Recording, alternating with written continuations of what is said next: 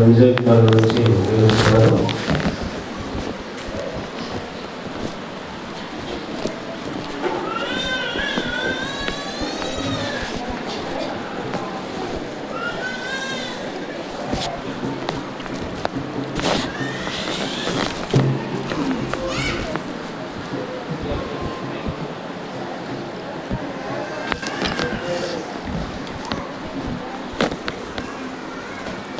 హల్లెలూయా.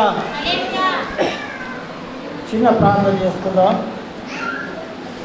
సర్వోన్నతుడా గొప్ప దేవుడా మహిమల తండ్రి, నాయనాది వందనాలు, లెక్కలేని స్థుతులు తండ్రి, స్తోత్రం తండ్రి.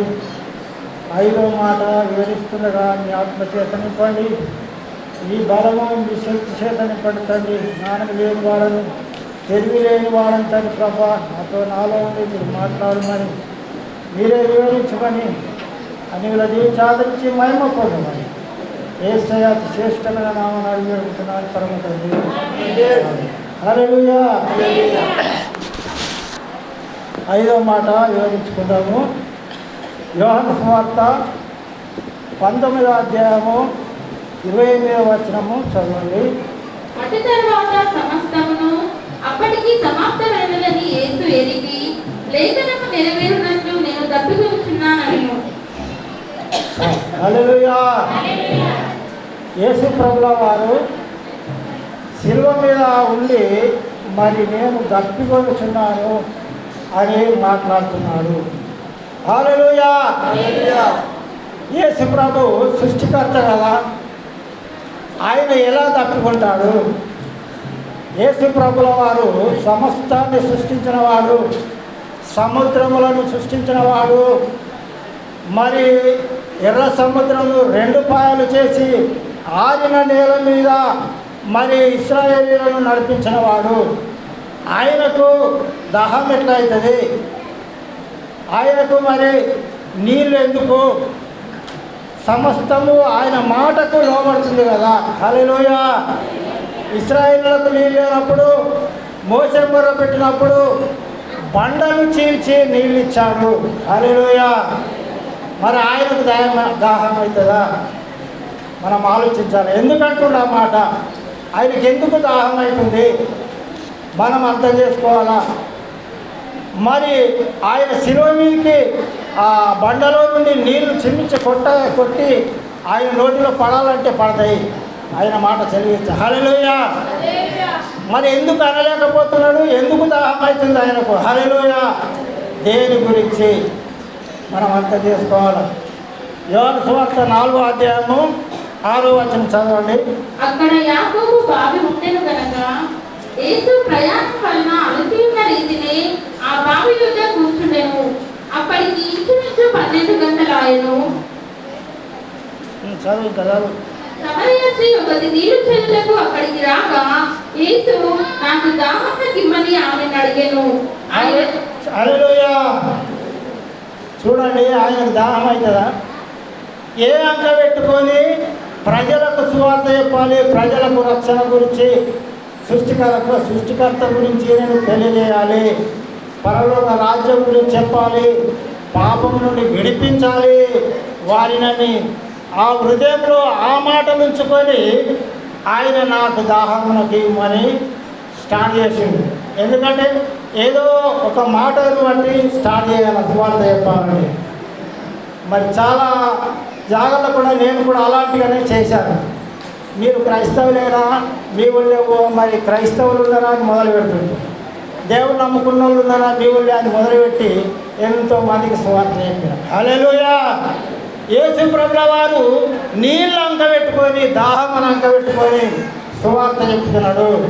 ఆమెకు సువార్త చెప్పిండు, ఊళ్ళకి పోయింది, అనేకులను తోలుకొని వచ్చింది. ఆయన పోయినాక శిష్యులు అంటున్నారు హల్లెలూయా. ఆమె ఊళ్ళకి వెళ్ళిపోయింది, అంత అయిపోయింది, మాటలు అయిపోయినాయి, ఆమె గురించి వివరించడం అయిపోయింది, మనం వివరించడం అవసరం లేదు. హల్లెలూయా. కాబట్టి శిష్యులు ఏమంటున్నారు మనం చూసుకున్న 31వ వాక్యం చదవమ్మా. శిష్యులు బోధకుడు బోధనం చేయమని ఆయనను వేడుకొని, అందుకు ఆయన భుజించుటకు మీకు తెలియని ఆహారం నాకు ఉన్నదని వారితో చెప్పగా, శిష్యులు ఆయన భుజించుటకు ఎవడైనాను ఏమైనా తెచ్చునేమో అని ఒకరితో ఒకడు చెప్పుకొనిది. యేసు వారిని చూచి, నన్ను పంపిన వాని చిత్తము నెరవేర్చుటయు ఆయన పని తుదముట్టించుటయు నాకు ఆహారమై ఉన్నది. హల్లెలూయా. చూడండి, ఆయనకి ఏం ఆహారం ఉన్నదట? ఈయనకేమన్నా తెచ్చిపెట్టినాము, మీకు తెలియని ఆహారం ఉన్నదని చెప్తుండ ఆయన. ఈ శిష్యులు అనుకుంటున్నారు, ఈయనకు ఎవరు తెచ్చిపెట్టింది, మనకు తెలియకుండా ఎవరు తెచ్చిపెట్టింది, ఎప్పుడు తిన్నాడు ఈయన అని వాళ్ళు అనుకుంటున్నారు. అంటే నా తండ్రి చిత్తాన్ని నెరవేర్చుటే నాకు ఆహారం అంటున్నాడు. హల్లెలూయా. మనము లోకంలో ఆహారం కొరకు పాకులాడతాం, సంపాదన కొరకు పాకులాడతాం, ఇంకా దేనికో పాకులాడతాం, కానీ దేవుని సువార్త చెప్పడానికి పాకులాడుతున్నామా? అలాంటి తపన మనకున్నదా? అలాంటి ఆలోచన మనకున్నదా? హల్లెలూయా. కోట్ల కొలది ప్రజలు నశించిపోతున్నారు, వాళ్ళకు సువార్త చెప్తున్నామా?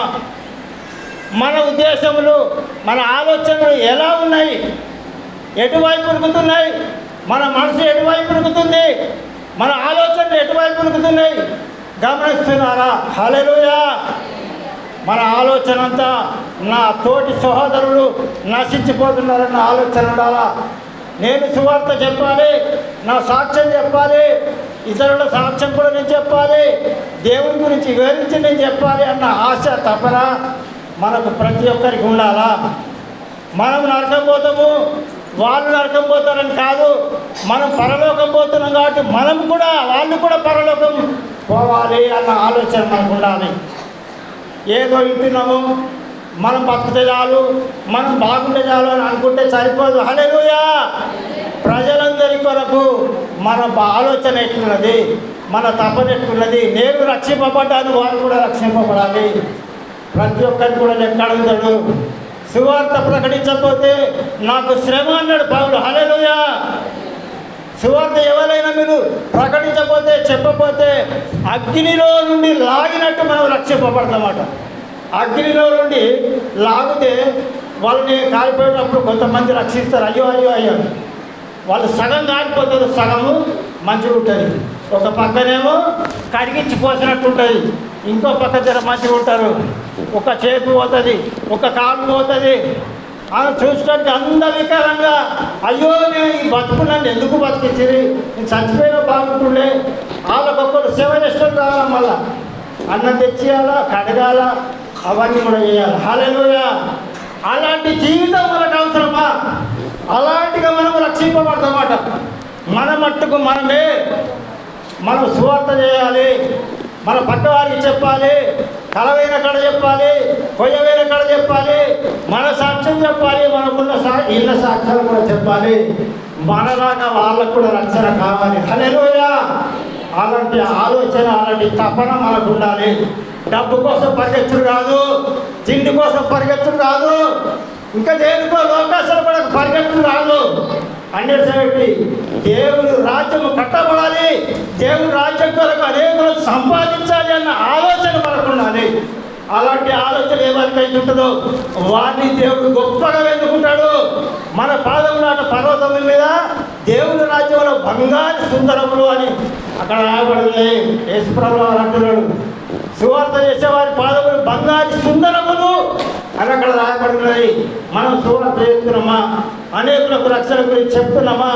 అనేకులకు సృష్టికర్త గురించి మనం చెప్తున్నామా? అలాంటిగా మనం చెప్పే వాళ్ళంగా ఉండాలి. అలాంటిగా మనము ముందుకు నడవాలి. కొద్ది మాట దేవుడు జీవించుగాక. ప్రార్థన చేసుకుందాం. ప్రార్థన